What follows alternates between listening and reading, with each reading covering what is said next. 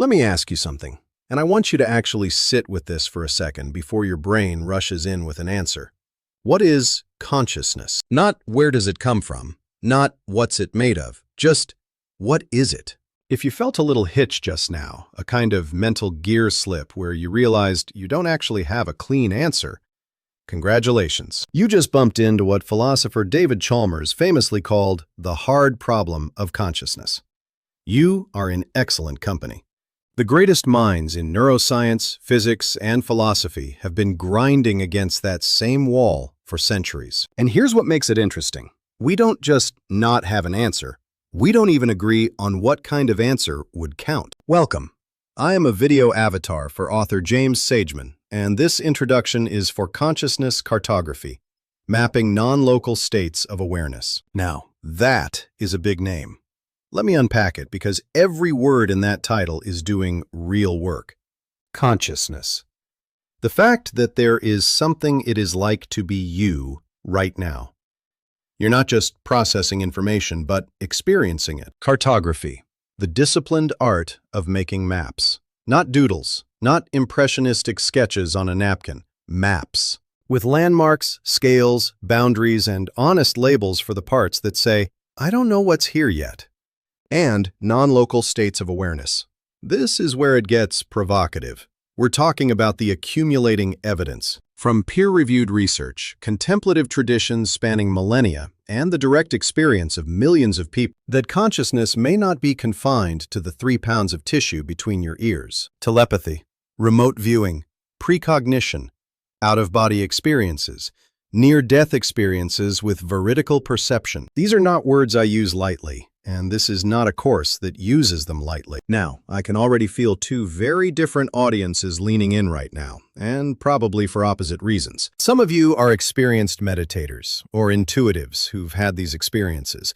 You've had the precognitive dream that came true with eerie specificity. You've touched something in deep practice that your current framework doesn't have a drawer for. You're here because you want maps. You want structure. You want to know you're not losing your mind. Or at least that you're losing it in well-documented ways. And some of you are scientists, researchers, or committed skeptics who saw words like telepathy and remote viewing and felt your left eye twitch slightly. But you are still here because you're genuinely curious, and because intellectual courage means following evidence even when it's uncomfortable. Both of you belong here. In fact, you need each other. Because here's the operating principle of this entire course. We are not asking you to believe anything. We are asking you to practice, observe, record, analyze, and discuss with the kind of intellectual honesty that most people only claim to have. So let me tell you what we're actually going to do over this 14-module course, because this course is structured as an expedition, and I mean that literally. We begin where any good expedition begins, at base camp.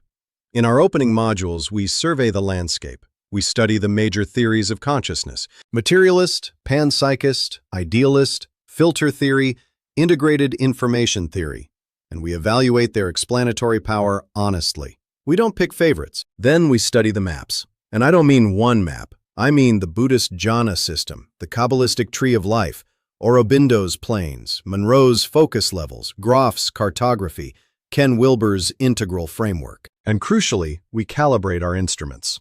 In this field, you are the instrument.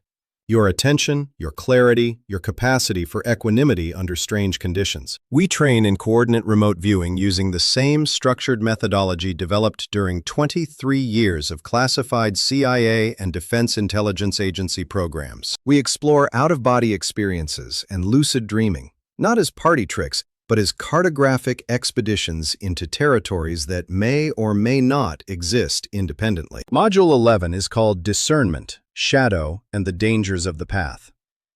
Because the history of consciousness exploration is also a history of self-deception, you will be asked to write the strongest possible skeptical explanation for your own most powerful experiences. You will examine your own shadow. So, who is this course for?